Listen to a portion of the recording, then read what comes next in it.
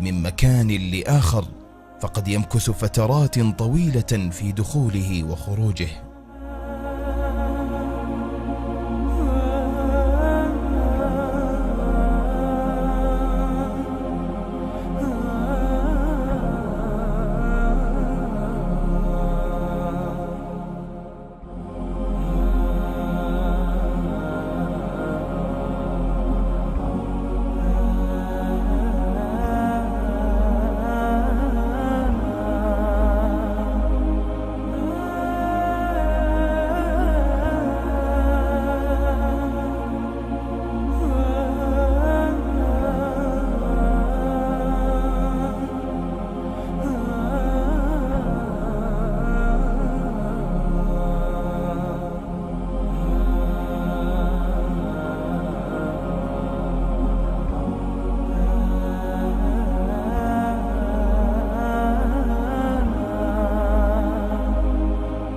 لأن طارق لابد أن يتجهز قبل الموعد بساعة، لأنه حينما يمشي من غرفته إلى المكان المخصص للعلم يجلس أو يمشي مدة 15 دقيقة. انتقال من مكان لمكان يصل إلى 15 دقيقة. 5 سنين من الكفاح والصبر والهمة العالية لم تجعل طارق يستطيع الكلام فقط، أو أن يختلط بالناس، أو أن يقرأ القرآن بشكل جيد فحسب، إنما حقق الله له أمنية لم يدر في خلده يوما أن يحققها أو أن ينال شرفها، فقد أتم بفضل الله تعالى في هذا العام حفظ كتاب الله كاملا. وصدق الله: ولقد يسرنا القرآن للذكر فهل من مدكر. في البداية لما رأيت الصعوبات التي واجهها لم أكن أتوقع أنه سيكمل ويختم القرآن، لكن لما رأيت من جده وإصراره ومثابرته، والله تعالى يقول: والذين جاهدوا فينا لنهدينهم سبلنا، بحمد الله يعني أتمم طارق حفظه للقرآن بفضل الله، ثم بفضل جده واجتهاده. بدأ في حفظ كتاب الله عز وجل وأعانه الله وسدده ووفقه حتى أتم حفظ كتابه الكريم.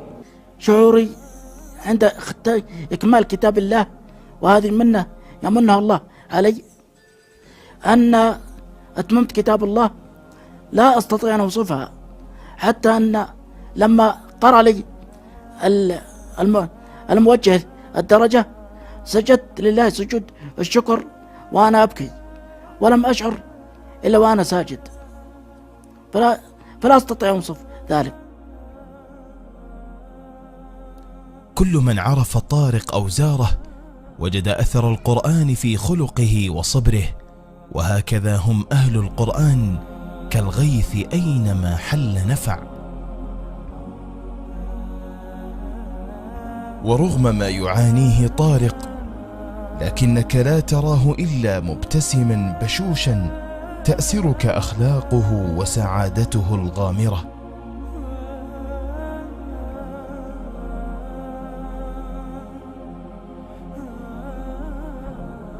حتى زملاؤه الذين اعتادوا زيارته من حين لآخر كانوا يجدون عند طارق بغيتهم في شحذ هممهم والارتقاء بعزيمتهم.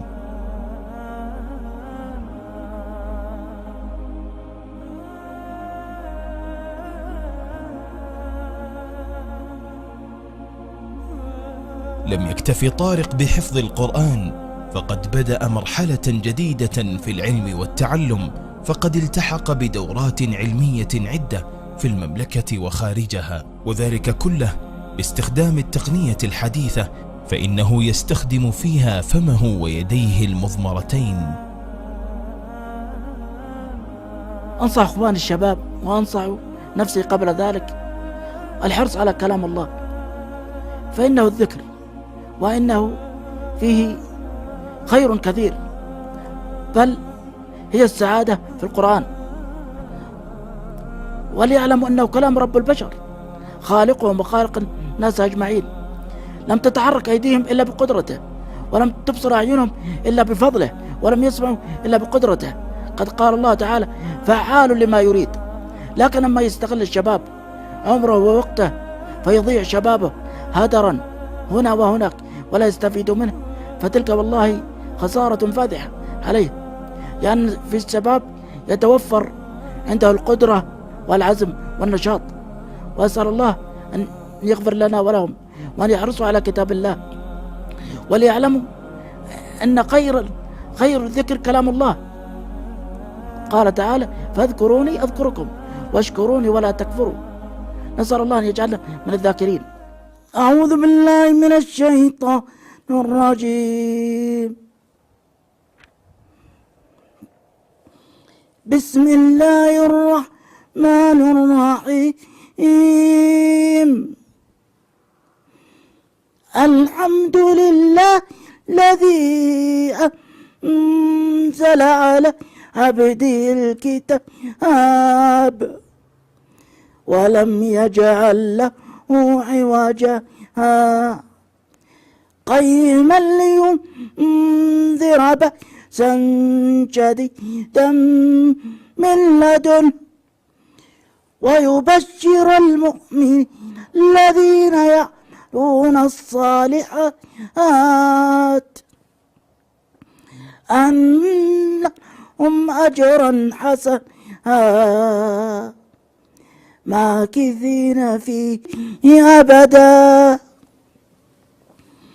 وينذر الذين قالوا اتخذوا ولدا